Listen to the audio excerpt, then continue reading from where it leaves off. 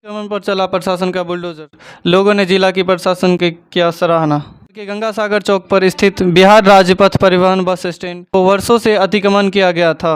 अतिक्रमणकारियों द्वारा दर्जनों दुकान चलाया जा रहा था, जिससे वहां की स्थिति और बस स्टैंड यात्रियों को बहुत मुश्किलों का सामना करना पड़ रहा था। नोटिस के बावजूद भी लोगों ने अतिक्रमण खाली नहीं किया। आज जिला प्रशासन द्वारा अतिक्रमण पर बुलडोजर चलाया गया और सभी दुकान और घरों को तोड़ हटा दिया गया। अभियान में नगर थाना सहित पूरा पुलिस बल उपस्थित थे।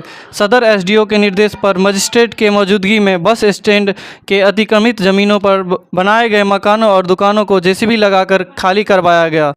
गंगा सागर चौक पर कुछ लोगों के द्वारा अतिक्रमण कर उस जगह पर दुकान खोल दिया गया था, जिस वजह से आए दिन सड़क आवागमन में लोगों को काफ़ी मुश्किलों का सामना करना पड़ रहा था। हालांकि अतिक्रमण खाली कराने के दौरान परिवहन अधिकारियों की लापरवाही भी देखी गई। अतिक्रमण खाली को लेकर एक जेसीबी को लगाया गया, जिससे खाली कराने में करीब 6 घंटा मशक्कत करनी पड़ी।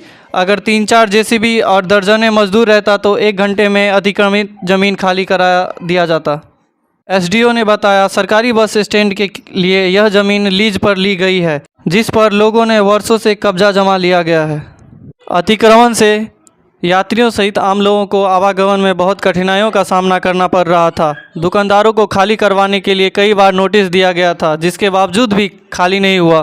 उसके बाद जिला प्रशासन ने कार्रवाई किया, जिससे सड़क काफ़ी चौड़ी हो जाएगी और ट्रैफिक का मामला ख़त्म हो जाएगा। और साथ ही जिला प्रशासन की इस काम से आम पब्लिकों ने खुशी जताई कि हम लोग लोकल सीओ साहब हैं, एसएचओ हैं, सबकी मदद से यहाँ पे इसको खाली करवाए हैं। जी। इसके होने से शहर का जो एक बेसिक इंफ्रास्ट्रक्चर है उसमें बहुत बढ़ोतरी होगी और आम लोगों का जीवन होगा और भी सुलभ होगा। कि पीएसआरटीसी का ये लीज पे जमीन है, यहाँ पे कि बहुत तरह का डेवलपमेंट का ट्रैक बनना है, बस अड्डा को विकसित करना है। ये बहुत समय से ये प्रतीक्षित था।